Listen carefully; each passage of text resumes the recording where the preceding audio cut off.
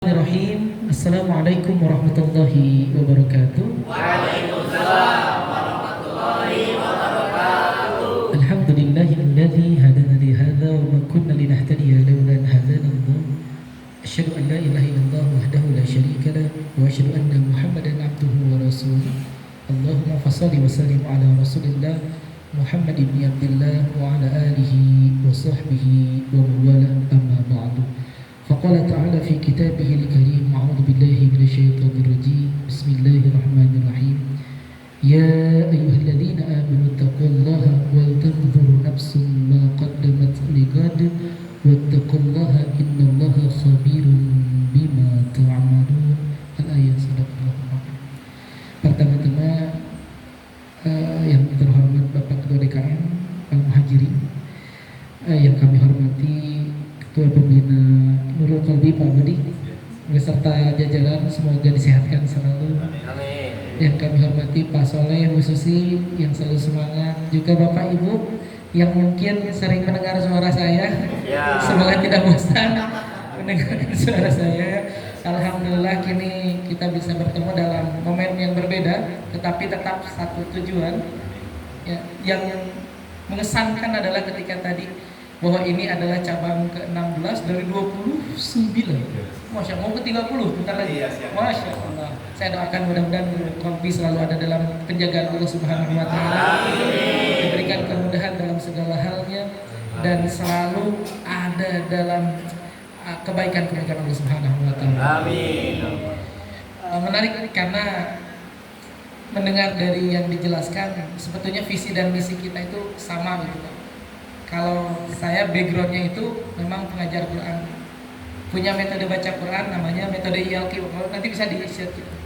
Metode ILQ, dan alhamdulillah kurang lebih di 7 tahun ini kami sudah berjalan, dan pesantren kami nanti kelewatan kalau lewat ke Ciparai nanti ada di Ciparai Banjaraya, itu nanti ada di sana.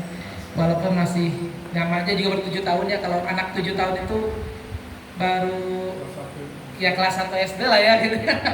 Masih kecil, mungkin beda dengan Nurul Qalbi yang sudah besar begitu ya. Mudah-mudahan selalu ya samalah niatnya dijaga oleh Allah, lurus, dan kemudian bisa sesuai dengan yang diharapkan. Metodenya sekali lagi metode ILQ, dan kalau cabang, bukan cabang mungkin ya, kalau kami lebih ke regional. Jadi di Bandung Raya ini ada 75 titik pengajaran baca Quran. Sama mungkin lah lebih. Kalau ini kan lebih nasional ya Pak, tadi ada di Cirebon, ada di mana-mana luar provinsi begitu ya. Kami baru sebutnya lokal Pak begitu. Dan itu yang bisa kami lakukan. Baik, menarik tema hari ini terkait momentum Muharram untuk menata hati dan ketakwaan. Tapi itu terlalu jauh menurut saya. Kita coba untuk membuka tahun baru itu dari dua sudut pandang atau dari dua kacamata dulu. Kita mulai dari kacamata historis dan filosofisnya dulu gitu, supaya ngena banget gitu. Karena kalau misalkan tidak tahu secara historis, nantinya salah paham. Sebelum kesini, saya sempat scroll media sosial. Waktu saya buka, ada postingan bentuknya memang dibuat AI, tapi tulisannya kurang lebih begini. Nikmat dari Allah, kita tidak melakukan kebid'ahan di bulan Muharram, di antaranya merayakan tahun baru, pawai obor, melakukan kajian. Jadi di sana di framing seolah-olah tahun baru Islam itu tidak ada dalam ajaran Islam. Mungkin pemahaman itu bisa dibenarkan karena beliau tidak tahu secara sejarahnya begitu. Coba kalau beliau lebih dalam mempelajari tentang sejarah tahun baru, tentu responnya akan berbeda. Bapak Ibu yang dirahmati Allah Subhanahu wa taala, permasalahannya itu dimulai kurang lebih 17 tahun setelah Rasulullah hijrah. Pada saat itu Islam alhamdulillah sudah menyebar keluar jazirah Arab. Kemudian Umar bin Khattab ditunjuk sebagai Amirul Mukminin pada saat itu, dan kemudian menunjuk para sahabatnya untuk menjadi gubernur di negara-negara binaan Islam pada saat itu. Kemudian datanglah sepucuk surat dari Abu Musa al-Ash'ari yang pada saat itu menjadi seorang gubernur di Basrah. Datang Kemudian isi suratnya mengatakan, Assalamualaikum ya Amirul Mukminin. Sesungguhnya aku senantiasa mendapatkan surat dari pusat kepada kami. Tapi sayangnya kami tidak mengetahui surat tersebut ditulis tahun kapan.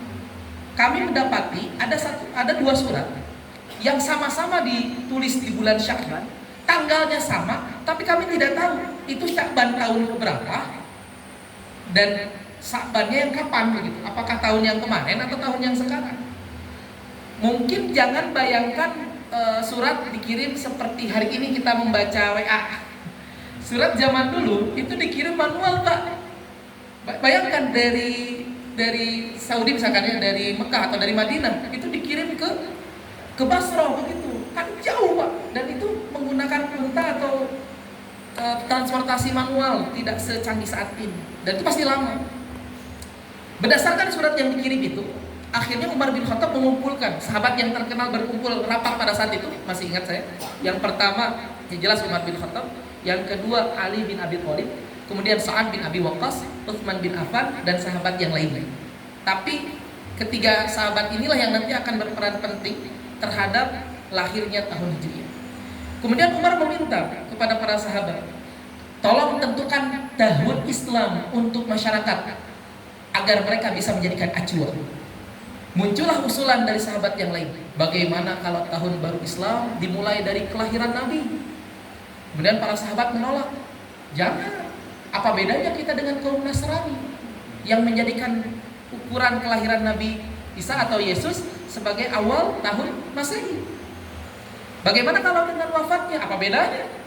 Kemudian Ali bin Abi Thalib mengusulkan, bagaimana kalau kita mulai tahun baru Islam itu dari perjalanannya Nabi dari Mekah ke Madinah. Ingat Bapak ya, 1 Muharram itu bukan awal pemberangkatan Rasulullah dari Mekah ke Madinah. Itu keliru. Rasulullah itu hijrah akhir bulan Safar dan sampai ke Madinah di awal bulan Rabiul Awwal. Jadi bukan 1 Muharramnya, tapi tahun hijrahnya yang dipakai sebagai awal dari tahun Hijriah, tahun Islam. Makanya disebut dengan kalender Hijriah. Itu awalnya. Kemudian para sahabat juga mendiskusikan kapan awal bulan tahun Islam itu. Kemudian Utsman bin Affan mengusulkan bagaimana kalau Muharram saja. Alasannya apa? Ada 3. Yang pertama, orang Arab terdahulu sudah menunjuk bulan Muharram sebagai awal bulan. Itu yang pertama. Yang kedua, ide untuk hijrah, inisiasi untuk hijrah itu lahir di bulan Muharram. Karena 1 bulan sebelumnya orang-orang Madinah itu melaksanakan haji ke Mekah dan kemudian melakukan Bait Aqabah. Ya, mengadakan perjanjian Aqabah 2. Dan kemudian menginisiasi sahabat di bulan berikutnya untuk melakukan hijrah. Gitu. Dan yang ketiga, ya di bulan itulah Rasulullah mulai hijrahnya. Ya, di bulan itulah orang-orang yang tadinya melakukan ibadah haji kemudian pulang lagi ke negaranya untuk membawa semangat perubahan. Itu yang alasan yang ditunjuk oleh Utsman bin Affan agar Muharram menjadi awal bulan di tahun Hijriah. Sehingga kita kenal dengan 12 bulan yang saat ini ada, dimulai dari Muharram, Safar, Rabiul Awal, Rabiul Akhir, Jumadil Awal, Jumadil Akhir, Rajab, Sya'ban, Ramadan, Syawal, Dzulqa'dah dan Dzulhijjah. 4 bulan mulia bergandengan, Dzulqa'dah, Dzulhijjah, Muharram, dan 1 terpisah, Rajab. Nah, harusnya ketika kita tahu ada inisiasi dari para sahabat untuk memudahkan umat, harusnya tidak dipukul rata bahwa itu suatu kebid'ahan. Karena kalau misalkan itu dipukul rata sebagai suatu kebid'ahan, yang pertama kali nanti masuk neraka siapa? Sayyidina Umar, Utsman bin Affan, Ali bin Abi Thalib, yang memberikan masukan-masukan terkait adanya tahun baru Islam. Maka nggak bisa begitu. Dan efek dari kata binah itu, pelakunya itu di neraka kan, Pak? Na'udzubillah min dzalik. Jadi nggak bisa begitu. Ya, kita harus paham dulu secara kacamata historis bahwa di sana ada mertuanya Rasulullah, ada menantunya Rasulullah, ada keponakannya Rasulullah. Dan tidak mungkin mereka masuk neraka, Pak. Karena mereka termasuk orang-orang yang dijamin masuk surga. Terbantahkanlah yang tadi itu. Maka kita masuk ke yang kedua. Kita coba lihat tahun baru Islam dari kacamata filosofis dan spiritualis. Emang punya nilai apa tahun baru Islam itu? Setidaknya ada 4. Mudah-mudahan dikebahas semua. Karena kalau dari rundown mah saya kebagiannya cuma 20 menit di sini di rundown gitu ya. Mudah-mudahan dikebahas. Yang pertama adalah muhasabah diri. Ini sama seperti apa yang tadi kami bacakan di awal pembukaan. A'udzubillahi minasyaitonirrajim. Bismillahirrahmanirrahim. Ya ayyuhalladzina amanu taqullaha wal tanzur nafsum ma qaddamat lighad wattaqullah innallaha khabirun bima ta'malun. Wahai orang-orang yang beriman, bertakwalah kalian kepada Allah dan hendaklah masing-masing diri memperhatikan apa yang ia lakukan untuk hari esok. Ingat, hari esok bukan hari Senin di sini maksudnya. Maksudnya adalah hari kiamat nanti. Dan bertakwalah kalian kepada Allah, sesungguhnya Allah Maha mengetahui apa-apa yang kita lakukan. Apakah ayatnya berhenti di sana? Belum. Wala takunu kalladzina nasullaha fa ansahum anfusahum ulaika humul fasiqun. Dan janganlah kalian menjadi seperti orang yang melupakan Allah, kemudian Allah menjadikan diri mereka lupa terhadap diri mereka sendiri. Mereka itulah orang-orang yang fasik. Siapa orang-orang yang melupakan Allah? Orang-orang yang dia tidak mengukur apakah ibadahnya akan diterima atau tidak. Orang-orang yang tidak mau belajar menyempurnakan ibadahnya. Mereka adalah orang-orang yang melupakan Allah, sehingga mereka lupa tugas mereka di dunia ini untuk apa. Mereka itulah orang-orang yang fasik. Apakah berhenti di sana? Belum. La yastawi ashabun nari wa ashabul jannah. Ashabul jannati humul faizun. Gak sama ahli surga dengan ahli neraka. Ahli surga selalu ada dalam kebahagiaan. Apakah sudah berhenti? Enggak. Ternyata ayat tentang muhasabah ini dikaitkan dengan Al-Quran. Lau anzalna hadzal Qur'ana ala jabalin la ra'aitahu khashi'an mutasaddian min khasyatillah wa tilkal amthalu nadribuha lin-nasi la'allahum yatafakkarun. Seandainya Quran itu diturunkan kepada gunung, niscaya gunung itu ketakutan, Pak. Ketakutan karena merasa takut kepada Allah. Perumpamaan itu Allah buat agar kita berpikir. Maka nanti urusan hijrah ini nanti akan nyambung dengan Al-Quran nanti. Karena tadi ada hataman Al-Quran tadi ya, Pak, di pagi. Nyambung banget ini. Padahal pembahasannya tahun baru kok bisa nyambung ke Quran. Satu paket itu. Kemudian ada pertanyaan, Ustaz, muhasabah yang seperti apa? Ya sama seperti perkataan Umar bin Khattab, hasibu anfusakum qabla an tuhasibu. Hisablah diri kalian sebelum Allah hisab. Kalau kita menghisab diri kita hari ini, kalau ada yang salah masih bisa kita perbaiki, Pak. Ibarat kalau kita nulis kemudian ada kesalahan dalam tulisan, kita masih bisa hapus itu. Tapi kalau sudah dihisab di hadapan Allah, kesalahan kita masih bisa diperbaiki atau tidak? Tidak bisa. Tinggal dipertanggungjawabkan, baik dan buruknya. Terus apa saja Ustadz yang harus dihisab? Apa saja yang harus dihitung? Apa saja yang harus dievaluasi? Coba deh intip hadis Rasulullah terkait tentang hisab seperti apa? La tazulu qadamu 'abdin yaumal qiyamah hatta yus'al. Enggak akan bergeser kaki seorang hamba di hari kiamat nanti sampai ditanya an arba'in tentang 4 perkara. Yang pertama an umrihi fi ma'afna, terkait umurnya sudah dengan apa ia gunakan. Yang pertama umur dulu. Kalau umur kejauhan atau minimal tahun kemarin dihitung nih, kira-kira lebih banyak kebaikannya atau lebih banyak kesia-siaannya. Itu mulai. Tahun kemarin baca Qur'annya lebih banyak atau lebih sedikit. Tahun kemarin sholat di masjidnya lebih banyak atau lebih banyak sholat di rumah, itu dihitung Pak. Untuk bapak-bapak. Untuk ibu-ibu juga demikian. Mulai ditakar. Karena ngomongin umur sensitif, Pak. Sensitif. Kenapa saya bilang sensitif? Umur itu sudah ada takarannya, Pak. Bagaimana Rasulullah SAW menjelaskan umur? A'maru ummati ma baina sittin ila sab'in. Sesungguhnya umur umatku itu ya di antara 60 sampai 70 saja. Dan sedikit sekali yang lebih daripada itu. Maka ketika kita berkacamata, saya kira ini Pak, di antara kita rata-rata lebih dari 30 tahun, Pak. Bahkan mungkin ada yang lebih dari 40 tahun, Pak. Pak Soleh itu kudu seri, Pak Soleh.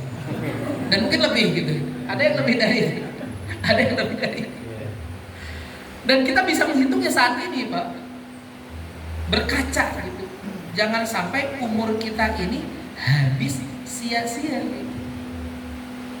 Kan umur ini nanti akan diperjualbelikan. Apakah umur kita lebih banyak kebaikannya? Nanti ketika itu terjadi Allah ganti dengan surga. Tapi kalau punten umur kita lebih banyak kemaksiatannya, Allah tukar juga, tapi bukan dengan surga, tapi dengan neraka. Ngomongin umur ini Pak, saya mau nanya, kan umur ini dekatnya dengan kematian. Kalau mati itu jauh dekat Pak. Ini mau nanya teman-teman dari Nurul Qalbi yang dari Jakarta. Kalau kematiannya jauh dekat Pak? Jauh mati. Bukan dekat. Kalau Mekah Madinah jauh dekat? Dekat. Jauh Pak. Dekat. Ini teman-teman yang di Zoom perlu didengerin ya. Mati itu jauh. Mekah Madinah dekat. Logikanya begini. Orang yang pergi haji dan umrah balik lagi gak ke rumahnya? Balik lagi. Coba ada yang dikubur seminggu. Ayo balik deh ke rumah mana? Tapi jauh. Jauh. Gak balik lah. Saking jauhnya Allah berpesan begini dalam Al-Quran. Fatazawwadu fa inna khaira zadit taqwa. Maka berbekal-bekalah. Sungguhnya perbekalan yang terbaik adalah takwa. Jadi bukan harta yang ada di rekening, rumah yang mewah, kendaraan yang bagus, enggak begitu. Tapi Allah nyuruh kita bekal ketakwaan yang banyak karena kehidupan ini panjang. Sebagai bukti empirisnya, Rasulullah SAW itu wafat di usia berapa tahun Pak? Berarti hidupnya 63 kan? Kira-kira dikuburnya berapa lama? Kurang lebih 1400 tahun. Nah dari angka itu saja kita sudah pahami bahwa usia akhirat itu lebih panjang daripada hidup di dunia. Dari itu saja. Begitupun Abu Jahal, dia meninggal di usia berapa? Kurang lebih 57. Katakan 57. Dikuburnya berapa? Ya hampir kurang lebih sama, 1400 tahun lah. Yang satu mah bahagia di surga, yang satu mah lagi disiksa di neraka. Itu kan pilihan. Sekarang, karena ketika kita berbicara tentang evaluasi, apa yang terjadi hari ini atas dasar pilihan di masa lalu dan apa yang terjadi di masa depan atas dasar pilihan hari ini. Itu kalau kita berbicara tentang evaluasi. Baru tentang umur kan. Pertanyaan kedua, wa an ilmihi fima af'al. Terhadap ilmunya telah dia amalkan seperti apa? Apakah di jalan yang baik atau di jalan yang buruk? Karena kadang kalau orang pinter kemudian gak diiringi dengan agama, biasanya dipakai buat minterin orang. Nah ini bahaya. Gak boleh Pak. Ada juga yang pinter tapi gak mau ngamalin gitu. Nah berbicara tentang ilmu ini Pak, manusia itu kan terbagi menjadi 4 kata Imam Al-Ghazali. Ada manusia yang dia pinter tapi dia gak tahu dirinya pinter. Ada manusia yang dia pintar tapi tahu dirinya pintar sehingga dia bisa memanfaatkan kepintarannya. Ada juga orang yang bodoh tapi dia nggak tahu dirinya bodoh. Nah ini bahaya. Dan ada yang terakhir, orang yang bodoh tapi dia tahu dirinya bodoh sehingga dia mau bertanya dan belajar. Yang terbaik yang mana? Yang nomor 1 dan nomor 4. Dia tahu pintar dan memanfaatkan kepintarannya untuk apa? Cahaya buat orang lain. Nah, ini Nurul Qalbi bagus. Punya peluang dan kemudian menularkan peluang itu, menularkan semangat itu kepada orang lain sampai 30 sekarang. Itu manfaatkan. Teruskan Pak, bisa jadi itu jadi amal jariah buat kita nanti. Amin. Dan tolong ajak saya maksudnya nanti. Para saya pernah mengisi di sini begitu ya. Iya, kalau misalkan ini kan kebaikan Pak. Kalau kita melihat kebaikan, jangan berdiam diri saja. Setidaknya kalau kita tidak bisa terjun langsung, dukung dengan doa. Itu dengan doa. Tentang ilmunya. Kemudian yang ketiga, wa'an mali, tentang hartanya akan ditanya. Aina tasabahu wa fima anfaqahu. Di mana dia dapatin dan kemana dibelanjain, itu pun akan ditanya Bapak Ibu.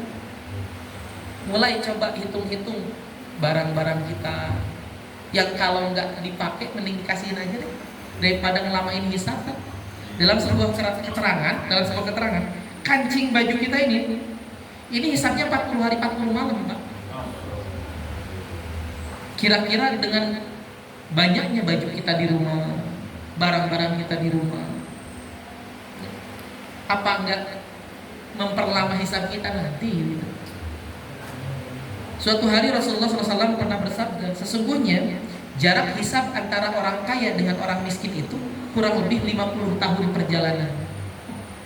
Dari hadis itu Imam Ahmad bin Hanbal pernah bilang seperti ini, redaksinya saya terjemahkan.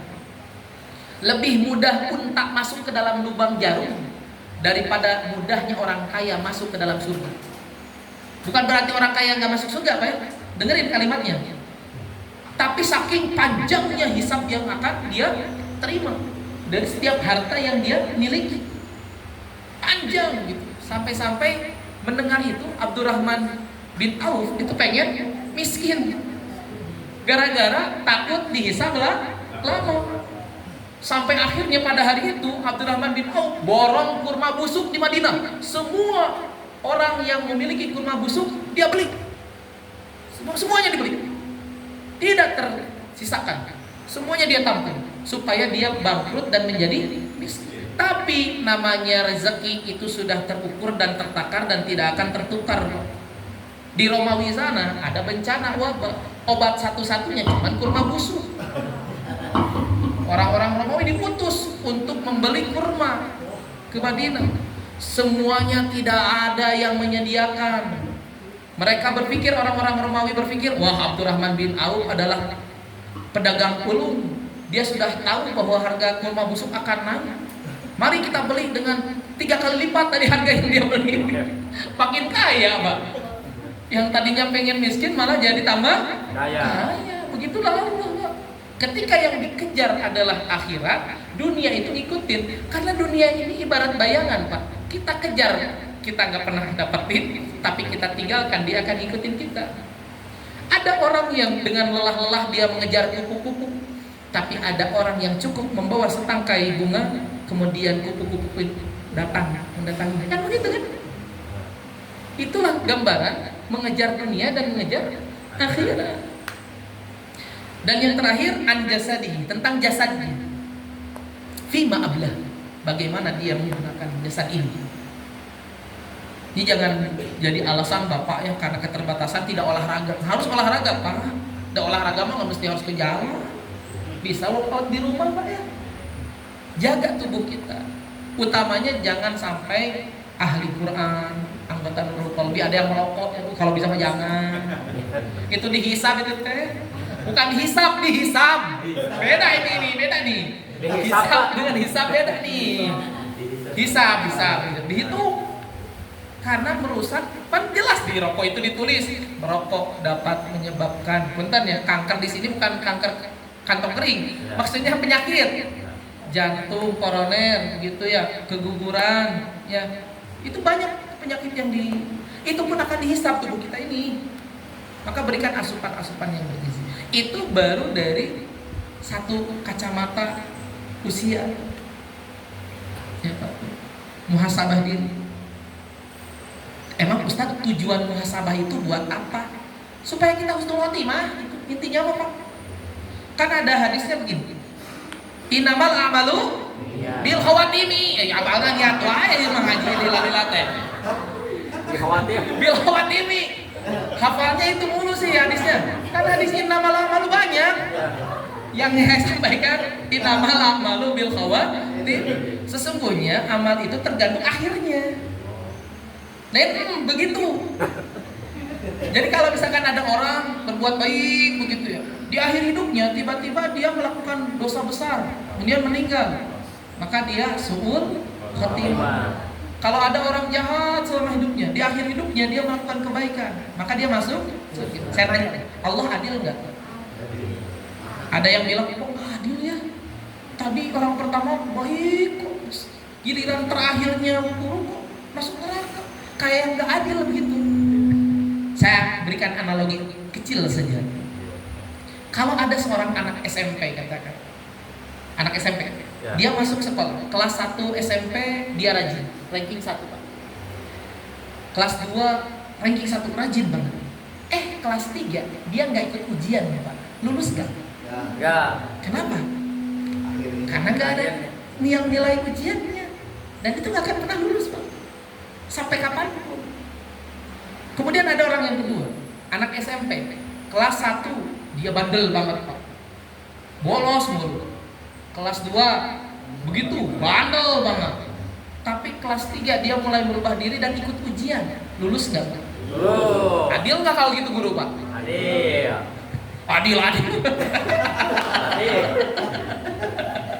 Adil Pak? Ya karena ada prosesnya.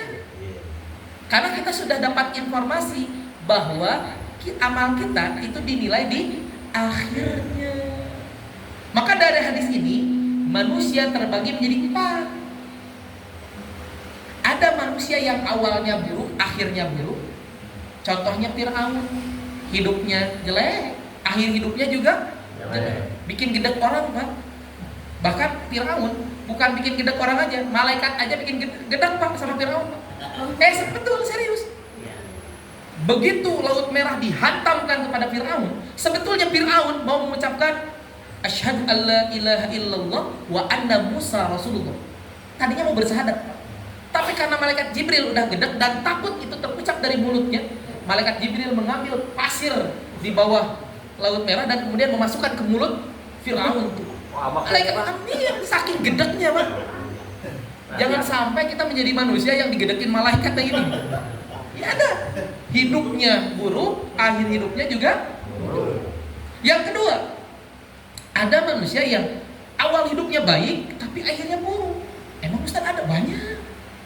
Bahkan ini terkisahkan, mutawatir. Ada seorang penghafal Quran, mungkin 30 juz. Suaranya bagus, tukang azan. Dulu azan nggak pakai mic seperti ini. Dia harus naik ke menara terlebih dahulu untuk bisa azan. Ketika dia naik, kemudian azan, selepas azan, ketika dia turun, dia melihat dari atas ada seorang perempuan yang sedang menjemur pakaian di depan masjid begitu. Kemudian setelah itu dia turun, saking sukanya, dia melamar perempuan itu langsung. Saya suka sama kamu, mau nggak kamu menikah dengan saya? Apa kata perempuan itu? Kamu tidak mungkin menikah dengan saya. Saya seorang majusi, sedangkan kamu seorang muslim. Saya akan menikah dengan kamu kalau kamu menjadi seorang majusi. Baiklah, mulai hari ini aku akan menjadi seorang majusi dan aku keluar dari Islam. Hari itu juga dia keluar dari Islam, padahal hafalannya 30 juz Pak. Ahli azan. Yang naas apa Pak? Sebelum malam pertama Allah cabut nyawanya. Rugi 2 kali setan. Di dunia tengah sana, di akhirat juga. Ya, kesiksa ya itu udah celaka 12 aja tuh. Nauzubillah min 12 ya, rugi we Pak Pak.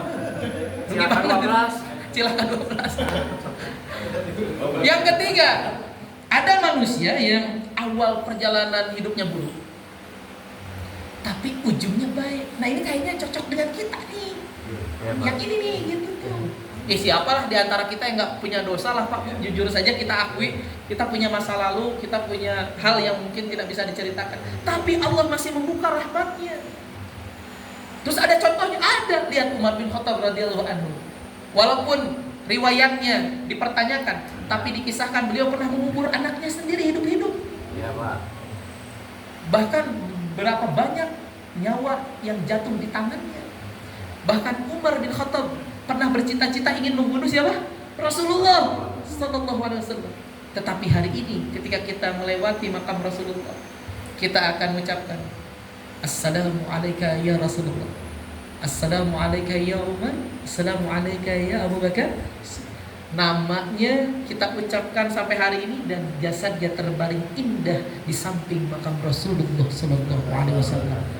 Padahal ahli dosa, ahli maksiat dulunya, tapi akhir kehidupannya Allah tutup dengan kebaikan. Doa, usaha supaya kita bisa dapatin husnul khotimah. Yang paling hebat yang mana? Yang terakhir nih.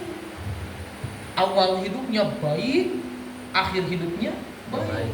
Tawil umruhu wa hasuna amaluhu, panjang umurnya dan baik pula amalannya. Ini orang punya ciri-ciri khairun nas anfa'uhu linnas. Dia selalu umurnya itu dikasihkan untuk kebermanfaatan untuk semua orang. Ini kayaknya tipikal Pak Budi ini. Amin ya. Amalnya, umurnya panjang. Ya saya kira dari sisi usia Ustaz lebih senior lah daripada saya, begitu ya. Maka kan adab ketika kita melihat yang kecil, ya ketika kita bertemu dengan orang yang lebih rendah umurnya daripada kita, maka kita harus berkata dosanya lebih ringan dari saya dan saya lebih banyak. Ketika kita bertemu dengan orang yang lebih tua daripada kita, adabnya adalah amalnya lebih banyak daripada kita, sedangkan kita masih sedikit. Nah, itu akan menumbuhkan jiwa optimisme untuk beribadah dengan baik tuh. Dan mudah-mudahan tidak hanya diaminkan saja Pak, dijalankan terus Pak, sampai kapanpun, begitu ya. Itu baru poin muhasabah. Itu setengah 12. Udah lanjut. Soalnya di rundown 20 menit saat ini. Lanjut kan ini sedikit lagi atau 10 menit lagi atau ya? Sampai dulu.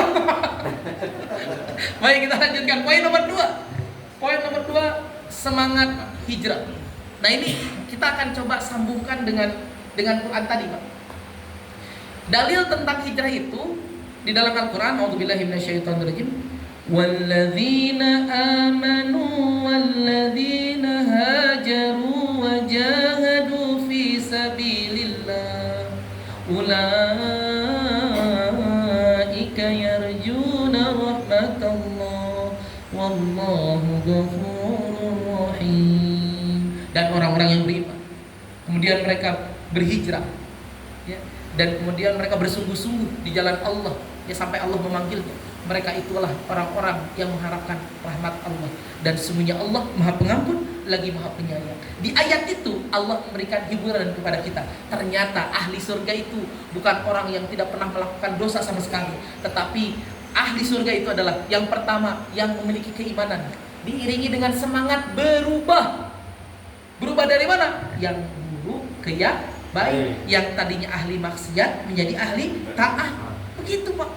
Dan kemudian wajahadu, dan dia bersungguh-sungguh, artinya istiqomah di jalan Allah ya, sampai Allah panggil dia. Mereka itulah orang-orang yang mendapatkan rahmat Allah Subhanahu wa taala. Tapi hijrah itu sebetulnya makna kalimatnya itu netral, Pak. Hijrah itu konotasinya bisa positif, bisa negatif. Karena kan hijrah itu artinya pindah, Pak. Bisa dari keburukan kepada kebaikan, atau sebaliknya dari kebaikan kepada keburukan. Lihat dalil tentang hijrah ini ada di hadis tentang niat. Innamal a'malu binniyat. Ini benar, innamal a'malu binniyat ini Mas. Sesungguhnya segala sesuatu itu tergantung pada niat, dan segala sesuatu akan dibalas sesuai dengan kadar usahanya. Barang siapa yang hijrahnya karena Allah dan Rasulnya, maka hijrahnya karena Allah dan Rasulnya. Barang siapa yang hijrahnya karena perempuan yang ingin ia nikahi, maka hijrahnya karena perempuan yang ia ingin nikahi. Dan barang siapa yang hijrahnya karena harta atau dunia, maka hijrahnya karena harta dan karena dunia. Artinya hijrah itu tidak selalu positif. Bisa jadi hijrah itu negatif. Nah, ini sejalan dengan skripsi saya dulu, Pak. Saya kebetulan dulu jurusan ilmu Quran dan tafsir. Kemudian saya meneliti surat Al-Furqan ayat 30, Pak. Bunyinya begini. A'udzubillahi minasyaitonirrajim. Wa qala ar-rasul ya rabbi innakum ittakhadhu hadzal qur'ana mahjura Apa artinya? Telah berkata Rasulullah SAW, wahai Tuhanku, sesungguhnya umatku telah mengabaikan Al-Quran. Itu ditulis 1440 tahun yang lalu. Hari ini terjadi tidak Pak? Demi Allah terjadi. Di Indonesia sekarang data terbaru 80% muslim di Indonesia gak bisa baca Quran. Ini nanti harus dilanjutkan oleh Nurul Qalbi ini untuk survei ke depan. Di Bandung 2,6 juta masyarakatnya, 1,8 jutanya gak bisa baca Quran. Kabupaten Bandung, saya nggak bicara Jakarta ataupun yang lain, itu punya datanya silakan. Tapi yang saya lihat hari ini di sini, di Kabupaten Bandung saja, ini termasuk Kabupaten Bandung, 3,6 juta masyarakatnya, 2,6 jutanya nggak bisa baca Quran. Itu PR besar bagi saya, bagi kami. Maka haruslah terus semangat untuk menggaungkan semangat untuk belajar Al-Quran, membaca Al-Quran. Bagaimana mau kenal Tuhannya kalau Qurannya saja tidak dibaca? Kemudian saya meneliti kata mahjurohnya. Satu kata Pak, mahjuroh. Saya gunakan pisau bedah tafsir semantik Toshihiko Izutsu. Memang beliau bukan orang muslim, tetapi ilmunya kita pakai untuk membedah akar kata itu. Mahjuroh. Mekanismenya 3 Pak. Yang pertama mencari makna dasar, yang kedua makna korelasi, dan yang terakhir baru kita akan bisa menemukan world view atau pandangan dunia terhadap kata tersebut.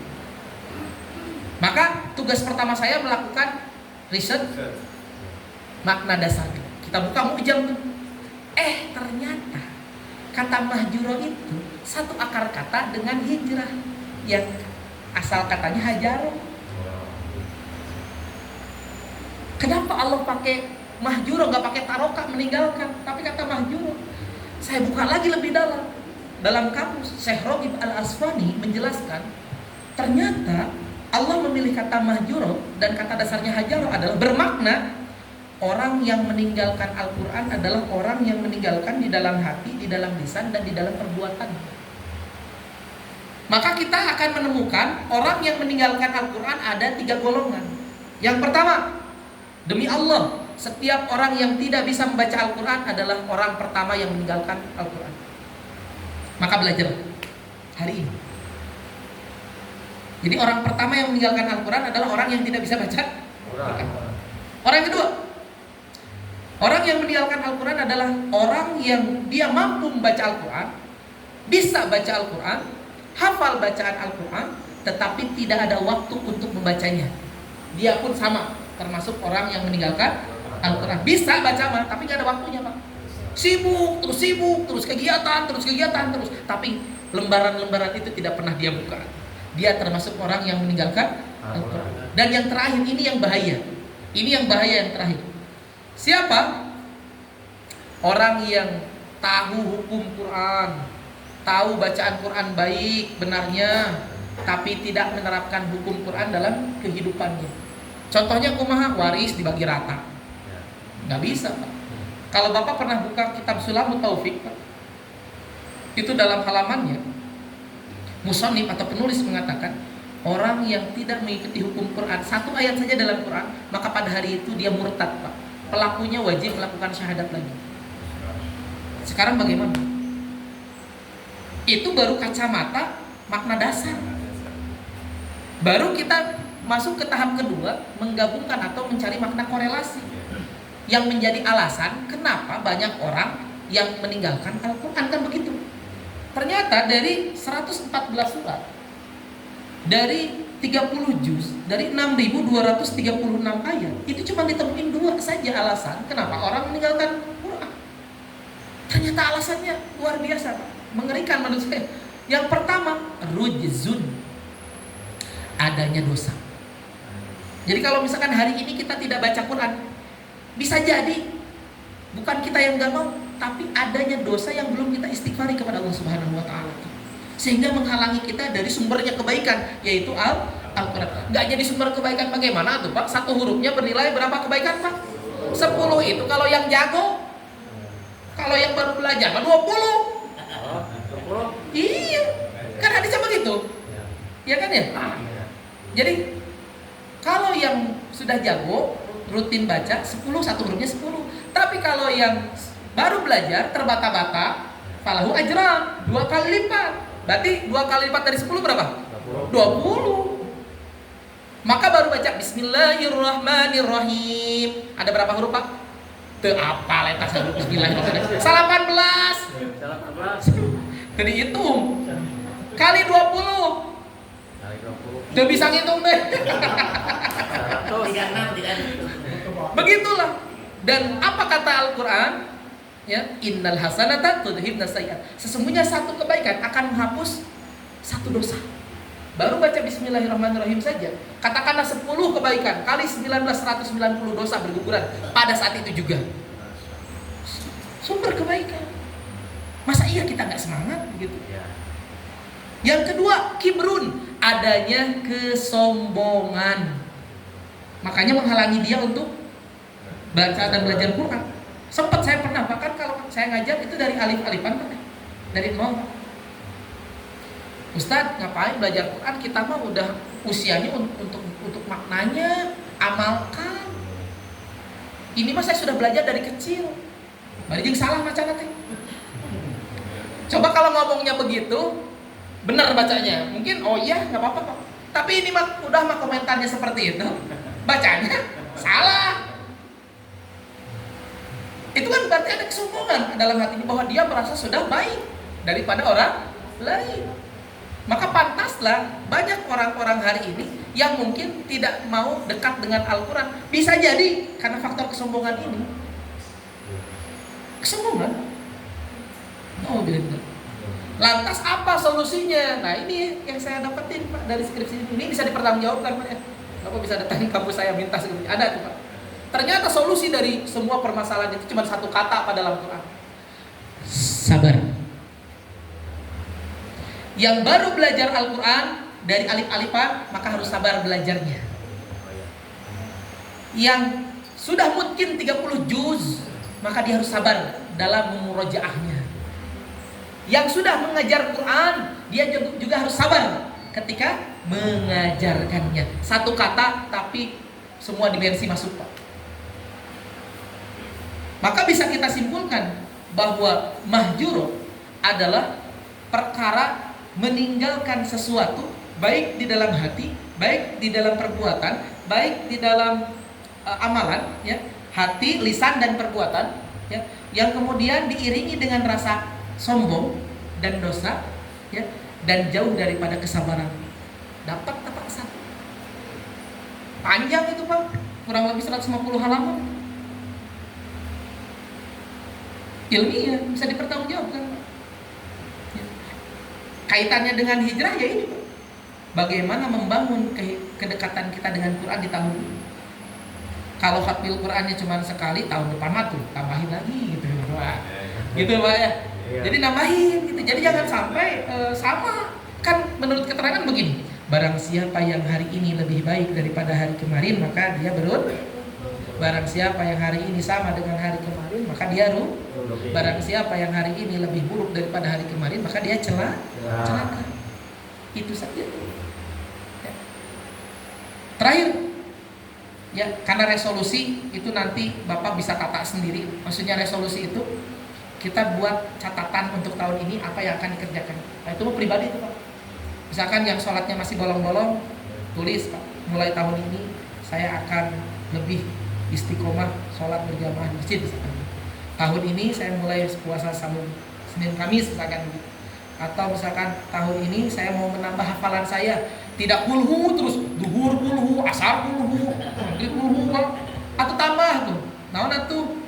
Ina atau ira atau sama atau tambahin atau agak sedikit gitu ke atas, sedikit naik ke atas gitu Pak, supaya kualitas ibadah kita bertambah. Terakhir istiqomah. Istiqomah itu mahal Bapak, dan istiqomah itu tidak semua orang bisa menjalani, tapi tidak mustahil untuk kita bisa melakukannya. Dan Allah mencintai amalan yang sedikit tapi dilakukan secara terus menerus. Ya, alhamdulillah. Mungkin itu sajalah hari ini ya yang bisa disampaikan, khawatirnya kelamaan. Dan bapak-bapak di sini kan juga sudah sering dengar suara saya, jangan bosan, ini lagi begitu kan. Dan saya syukur, saya betul-betul mengucapkan syukur ya kepada Allah bisa dipertemukan dengan Nurul Qalbi, Bapak. Mudah-mudahan ini bukan silaturahim kita yang pertama. Mudah-mudahan kita bisa berkolaborasi luar biasa. Luar biasa sekali lagi.